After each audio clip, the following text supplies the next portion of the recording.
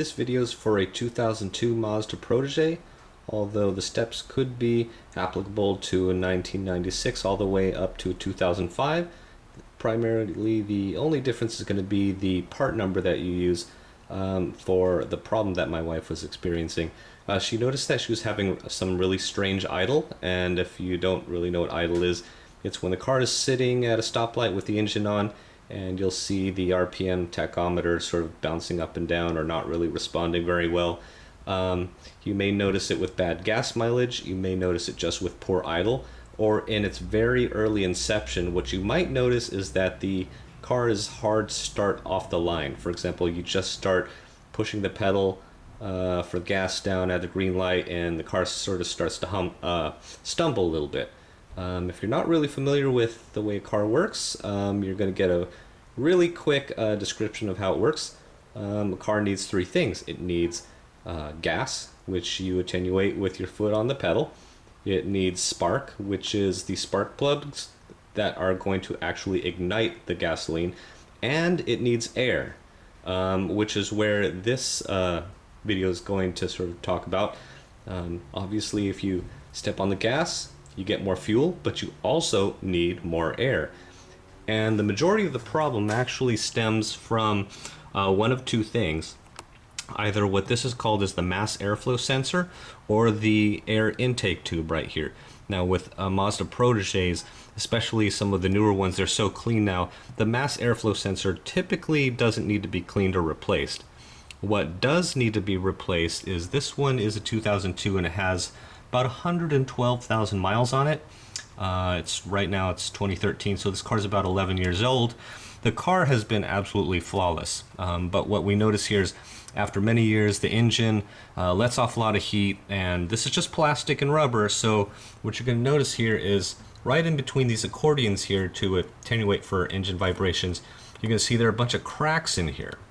And so what's basically happening is when you're stepping on the gas, air is being sucked in from this air intake box right here, and what happens is as you apply more gas, the job of this mass airflow sensor is to notice that more air is being sucked into the engine so that more fuel can go into the engine.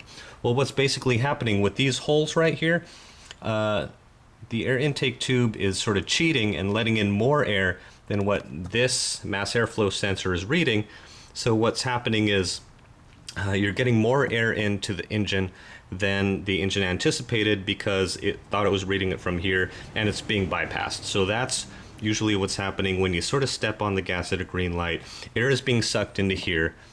The mass airflow sensor in an exaggerated standpoint is just sort of sitting there, not really reading as much air is coming in, so it's just saying give the car a little bit of gas while the engine's actually getting a lot more air than was supposed to happen. You get the incorrect mixture, and that's what leads to some of the idle issues, as well as bad miles per gallon and bad hesitation off the line. So this is the new part that we picked up here. Looks exactly the same. Obviously, when you pick up your parts for your Mazda Protege, make sure you get the right one. For the 2002 Mazda Protege, this was the part number, FP4713220A. And you should just watch this video either to just sort of appreciate what the mechanic is doing for you, but I hope after you watch this you're going to realize that you absolutely can do this yourself. There's no reason to pay the dealership $40, $60 to $120 to do what we're about to do here. It's literally going to take less than 20 minutes for myself. I'm going to try and cut it down for the video. If that, even if you're brand new to this, I guarantee it's not difficult. Everything is plug and play. You're not going to mess up the engine. If you do have holes in this intake tube here and you replace it and you still have issues, I can pretty much say that it's going to be from something else, and don't freak out. If you put this on, you still have problems, it's not going to be one of those, oh my gosh, I made the car worse. So it's pretty much one of those types of situations where you really can't go wrong. In order to fix this, we're going to do two things right here. We're going to disconnect the tube by using the Phillips head screwdriver. There's another Phillips head screwdriver connection down here for the clamp. There's this one hose that we're just going to basically pull off, and there's this sensor bracket right here. Okay, so first thing I'm going to do is remove this sensor bracket right here. It's literally just sort of held on here, so you can just wiggle it back and forth. It's rubber. It's off. That's it. The second thing, you have this hose right here, this air hose here, and just wiggle it a little bit. It might be a little tight, so if you want to, you could always use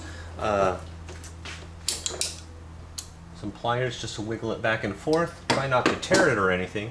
If you do, you can always pick up one of these for like $1 or $2 over at your local auto parts store if it tore. But after that, you just take that off. So 1, 2. Next thing we're going to do is loosen this bracket, this clamp right here. You don't have to take it off all the way, just enough so that it's loose and you know you can unplug it. And you're going to reach down here, and the same thing. You don't have to take the whole thing off. You just need to loosen it just to make sure it comes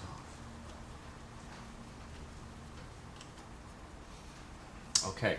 The next thing you want to do is you're going to notice that it's pretty much a perfect fit and wedged in here.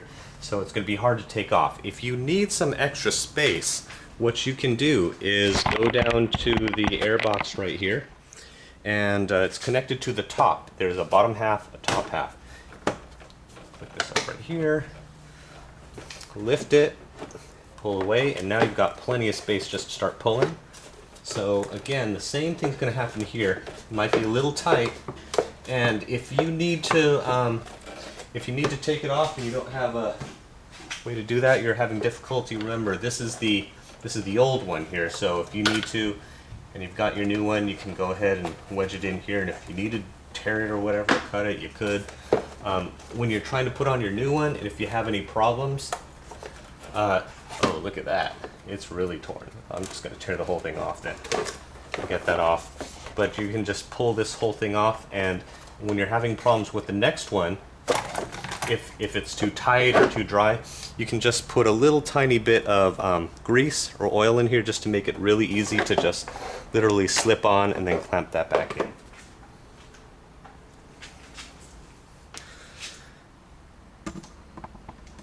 Okay, so we're going to take it back up here. I basically tore this off because it was really ripped on here. You can take a look at that. It's pretty much destroyed. The only thing that you're going to need from this is to squeeze this and take the rubber clamp off, because you're going to reuse this. And then I'm going to work on the rear one and just pull that one off as well. Wiggling back and forth, same thing, all done. So what we're going to do here, keep this clamp as well, take that off.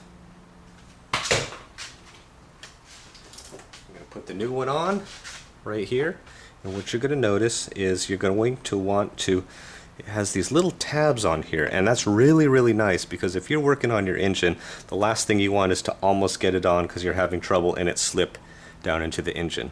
So placing this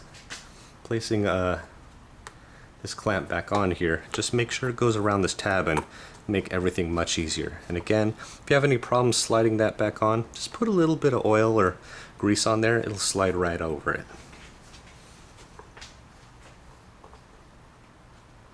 One thing that we would like to notice that I didn't notice before is it's got this little connector right here, and what you're going to find is there is the hose running vertically down to the left of the throttle body right here, and you're going to want to just put that back in as well. Let's see, now we're just going to get this one right here, put this on the other end. Again, making sure that these rubber nubs go inside.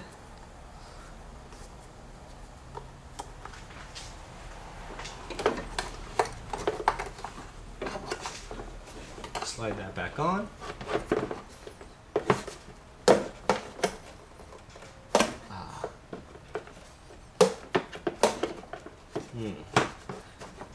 I need a little more oil on this. Oh, got it. Nice and tight. Put the air box back in. Lock it back up. Put the vertical hose back into the little clamp that we noted just a few seconds ago.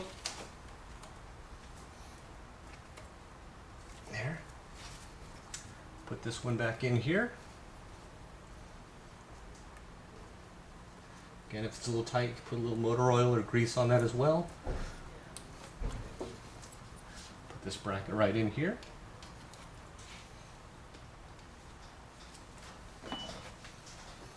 Tighten up your clamps.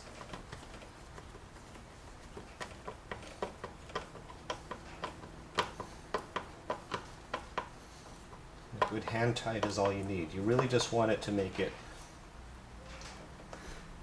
sure no air is leaking through between the rubber and plastic.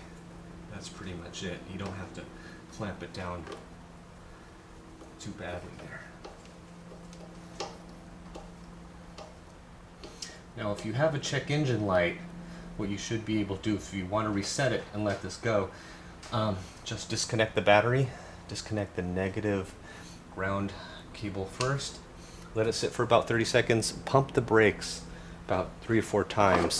That'll allow any brake light power or any power in the car to be discharged if there's any lingering in the system. Plug it back in and your check engine light will go away. You're going to notice the car drives a little bit differently for